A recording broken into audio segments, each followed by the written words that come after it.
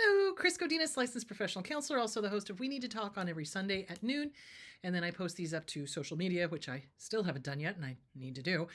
This video is for educational and informational purposes only. The views and opinions stated herein are mine and mine alone. They do not represent the ACA, the APA, or any other therapist for that matter. Boom, shakalaka, done. I'd like to thank my sponsor. Where is it? BetterHelp. BetterHelp. BetterHelp. BetterHelp.com/Kris Godinez. They're an online therapy company. They are international. So all you got to do is go to betterhelp.com/Kris Godinez, fill out a questionnaire. They will place you with a licensed professional master's level or PhD level, either in your state or one that can do international. So thank you, betterhelp.com/Kris Godinez. Okay, on to the questions. So one of the questions I got was, when you have the amnesia, how do you help yourself to remember? So when we have dissociative amnesia, okay, our brain has literally said, I can't cope with this. I'm not going to remember it, right?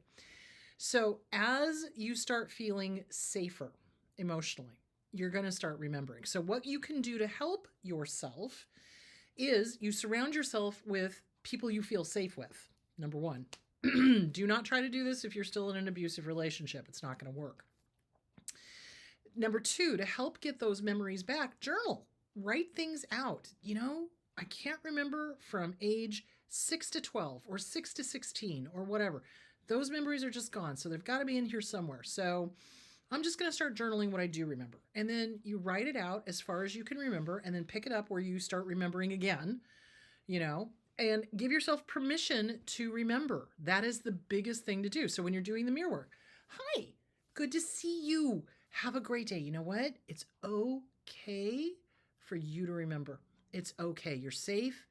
Nobody is going to hurt you. I will make sure of it. You are safe. I'm the mama now. You get to remember. It's okay. And then walk out. So it's a matter of retraining your inner child to trust and respect you, and you trust and respect your inner child. So thank your inner child for protecting you, because he or she did. It's like, okay, you did what you needed to do to keep me safe. I dig it. I got it. And keep yourself safe. I dig it. I got it. That worked for us then. It's not working for us now. I need to know what happened so that I can help you grow up, and so that I can react from an adult level rather than an inner child level. So oftentimes when we get into trouble, it's because our inner child is running the show, not the adult us, because our inner child is trying to keep us safe and trying to control things and trying to whatever. So you really, really, really want the adult you to be in charge. And that also means with the remembering stuff. It's like, hey, little one, you tried to keep me safe. I dig it. I dig it. That helped us when we were your age. I am now an adult. I need to remember. You need to remember. It's safe. It's okay. No one is going to hurt us again. These are just memories. They cannot hurt us. The damage has already been done. They cannot hurt us anymore. This is just a memory. Okay? So remember, our amygdala, that little almond-shaped organ that sits about an inch inside of each ear, 3O's stupid, cannot tell the difference between a memory, a real event, a past event, a present event, a future event, thinking about it, a memory, the whole thing. It's all here now, here now, here now, here now. So you've got to start reminding yourself. It's like, look, I'm going to remember this stuff, and I don't need to freak out. I don't. It's okay. It's a memory. It cannot hurt me. It may be painful to listen to or to watch, but it's done, and I need to remember. So you got to start realizing that your amygdala is going to try to get involved in all of this, because when an amygdala feels a threat, lights up like a Christmas tree, tells the hippocampus, hypothalamus, oh my God, we need cortisol. Cortisol gets released. We tense up. We cut off the oxygen to our lungs. Tells another part of our brain, oh my God, we're going to die. No oxygen, CO2. Releases the adrenal gland. So then all of the adrenaline floods through the system, shaking like a leaf. Racing thoughts, pounding heart, pounding heart. And at this point, we do one of two things. We either go into a panic attack or we turn into the Incredible Hulk. This is all very scary for a little kid. So if the little kid inside is remembering stuff. So like you bring up a memory and you start to freak out. You've got to immediately comfort yourself. We're safe. We're okay. I'm having this memory. It is just a memory. This is good. It's a terrible memory, but this is good that I'm remembering it. So thank you. You know what I'm saying? Your little one is trying to protect you. It's maladaptive. It's not doing it in the right way, but your inner child is trying to keep you safe. And you just got to let her know, her or him, you just got to let that inner child know. It's like, okay, this worked in the past. This is not working now. I need to remember. It's okay for me to remember. And it's okay to have whatever emotions come up around the memories: anger, sadness, fear, confusion, feeling like you have no control. Those are all very scary feelings when we start remembering stuff that we didn't want to remember, or that we, when we were kids, it just, boop, blopped it out. So it's really, really important to make it safe. Make it safe. That is the best thing you can do, is make your surroundings safe. When you work on the inner child, make sure you're in a safe place. Make sure you're someplace where you are feeling safe and secure. You're not going to get interrupted. Nobody's going to come tearing in and demand to know what you're working on or anything like that. You can't do it around the abuser, guys. This work is needing to be done after you've left the abusive relationship. So you want to make sure that it's safe. You want to make sure that you feel safe. You want to also, if you are with friends or family that are safe, you let them know, hey, I'm going to be working on some pretty vulnerable stuff. So I may be a mess. I just wanted to let you know, and I might need some support, So be with people that you know are going to be supportive. If the family members are not supportive, don't tell them. Absolutely do not tell them. So really, it's a matter of safety. It's a matter of how safe do you feel. That helps us get the memories back. So like I said, oftentimes when I'm working with my clients, they'll be doing the self-esteem workbook. They'll be working on boundaries. They'll be journaling. That's another, like I said, journaling is another good way. They'll be doing a list of deal breakers. They'll write out all the rotten things that they remember about their abuser. And, these are things that I will never allow ever again, kind of thing. We're working on inner child stuff. And as the person feels safer and more empowered, more memories start coming back. More memories start coming back. And the behavior starts changing. It's really interesting to watch. It's like somebody who was super codependent and super people pleaser and super everything, as they start working on their self-esteem and the boundaries and what they will and will not put up with, are suddenly able to say, no, and I mean it. And when they say no, and I mean it, their agency comes back, their empowerment comes back, and oh, look, now they're starting to remember.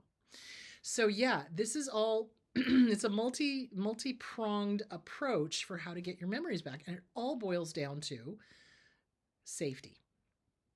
You must feel safe. You must feel empowered. I think that's the big thing, because when our memories got booped out, it's because we weren't empowered and we weren't safe. And so in order to get those memories back, we have to feel empowered and we have to feel safe. And that is really, I think, the key to everything. So the books that I would recommend: Self-Esteem Workbook by Glenn Schiraldi. Okay. First and foremost, Facing Codependency by Pia Mellody, or Codependent No More by Melanie Beattie, or The Disease to Please by Harriet Breaker. All of those are good books about codependency. CPTSD From Surviving to Thriving by Pete Walker. That's going to help you with the journaling and the, kind of writing out what happened. Inner Child Workbook by Catherine Taylor. Regaining the Inner Child by Lucia Cappuccioni. Those are two different ways of approaching it. So the Inner Child Workbook by Catherine Taylor, I personally like because it's experiential. So it's literally throw out a blanket, grab some applesauce, throw it in your hair, see what happens. Does stuff come up? Sometimes for people it doesn't, because the abuse didn't happen when they were a toddler. Sometimes it's a little later in childhood that the abuse started. But for some people, they do that and stuff starts triggering. We start remembering. We start going, oh, wow, I feel this way. Why do I feel this way? So a great example is I had one where a client did this exercise, the applesauce one, and called me up hysterically crying. I can't catch my breath. I feel like I've been screaming for hours, even though I haven't been. I'm in the fetal position. I don't understand. And I was like, did they keep you in a crib? and just wouldn't come and comfort you? Did they let you quote unquote cry it out? And the client was like, oh my God, yes, that's what this is.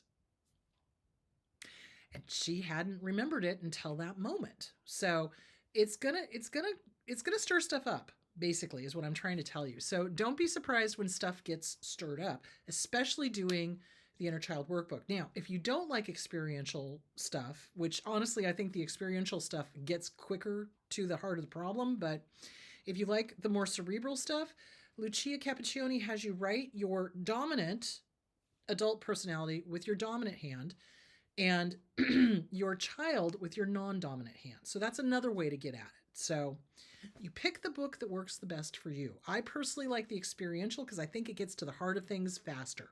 Because the body keeps score. Body keeps score. Bessel van der Kolk. So we keep things in our bodies. And so when we do things that remind us of that time period, things are going to get stirred up. And it's a matter of comforting that inner child. You're safe. You're okay. No one is going to hurt you. I will not allow it. I will break my foot off in their hind end. You know, you're safe. Nothing's going to happen to you. So it's safety. Safety is the key.